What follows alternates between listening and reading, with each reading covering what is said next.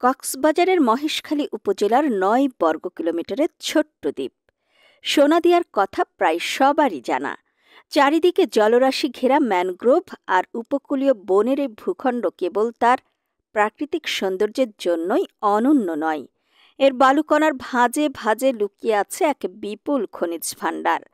সাগর যখন এই দ্বীপে আছড়ে পড়ে তখন সে কেবল লবণাক্ত পানিই বয়ে আনে না, সাথে নিয়ে আসে ভারী প্রাকৃতিক খনিজ। সম্প্রতি সুইজারল্যান্ড ভিত্তিক গবেষণা জার্নাল ডিসকভার জিওসায়েন্সে প্রকাশিত একটি গবেষণাপত্র এই গুপ্তধনের পরিমাণ নিয়ে নতুন করে কৌতূহল তৈরি করেছে। নিউজিল্যান্ডের ওটাগো বিশ্ববিদ্যালয়, অস্ট্রেলিয়ার ওয়েস্টিন বিশ্ববিদ্যালয় এবং জাহাঙ্গীরনগর বিশ্ববিদ্যালয়ের ৪ গবেষক তাদের গবেষণায় দেখিয়েছেন সোনাদিয়া দ্বীপে আনুমানিক ৭ লাখ টন মূল্যবান খনিজ সম্পদ মজুদ রয়েছে। এই খনিজের মধ্যে সবচেয়ে বেশি রয়েছে গার্নেট ৫১.৫২%, এবং ইলমেনাইট ৩৮.১৪%। এছাড়া ম্যাগনেটাইট, জিরকন, রুটাইল ও মোনাজাইটের মতো মূল্যবান খনিজও পাওয়া গেছে। গবেষকরা দাবি করেছেন দ্বীপের বালিয়াড়িতেই খনিজের ঘনত্ব সবচেয়ে বেশি, যা সমুদ্র তীর বা তীরবর্তী এলাকার চেয়েও উল্লেখযোগ্যভাবে সমৃদ্ধ। সাধারণ বালির মতো দেখতে হলেও এই খনিজগুলো বিশ্ব শিল্পায়নের অপরিহার্য উপাদান। গার্নেট হল একটি প্রাকৃতিক ঘর্ষণজাত পণ্য, যা water jet cutting, sand blasting এবং পলিশিং শিল্পের প্রাণ। এমনকি পানি পরিশোধন কেন্দ্রেও এর ব্যবহার রয়েছে। তবে আসল তারকা হল ইলমেনাইট।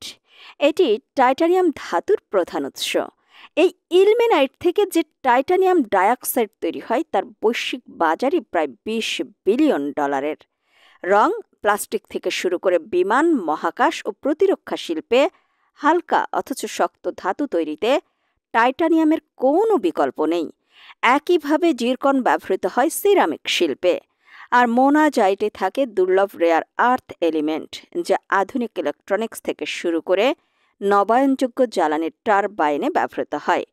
অর্থাৎ সোনাদিয়ার এই বালি কেবল বালি নয়, এটি বাংলাদেশের ব্লু ইকোনমির এক অপার সম্ভাবনা।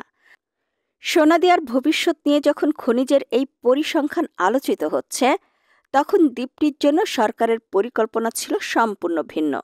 ২০১৭ সালে বাংলাদেশ অর্থনৈতিক অঞ্চল কর্তৃপক্ষকে এই দ্বীপের জমি বরাদ্দ দেওয়া হয়েছিল একটি পরিবেশ বান্ধব ইকো ট্যুরিজম পার্ক গড়ে তোলার জন্য। মাহিন্দ্র ইঞ্জিনিয়ারিং নামে একটি ভারতীয় প্রতিষ্ঠানকে দিয়ে মাস্টার প্ল্যান তৈরির কাজও করা হয়েছিল। কিন্তু বিগত সরকার পতনের পর বাংলাদেশ পরিবেশ আইনবিদ সমিতির এক রিটের পরিপ্রেক্ষিতে গত অক্টোবরে হাইকোর্ট বেজার সেই জমি বরাদ্দ ৬ মাসের জন্য স্থগিত করে।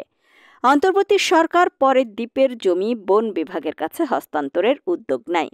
ফলে সোনাদিয়ার ভবিষ্যৎ পর্যটন পরিকল্পনাও এখন থমকে আছে। বিশেষজ্ঞরা বলছেন সম্ভাবনা বিপুল, কিন্তু পথটি জটিল।